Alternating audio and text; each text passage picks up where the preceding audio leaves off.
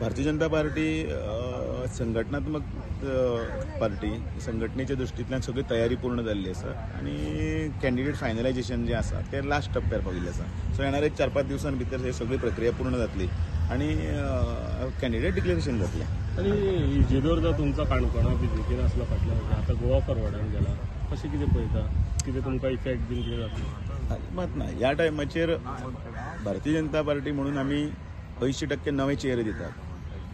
एक नवो आयामी लोकां कडेन दवरतना, फ्रेश चेहरे दवरतना भितर पार्टीची तांच्या बद्दलची निश्ठा, पार्टीक तांच्यांनी केल्लें काम, ताचो फाटलो अनुभव आनी त्याच बरोबर लोकसंपर्क कितें आसा तो आनी जिखपाची क्षमता, ह्या सगळ्या गोश्टी विचारान घेवनूच करतले.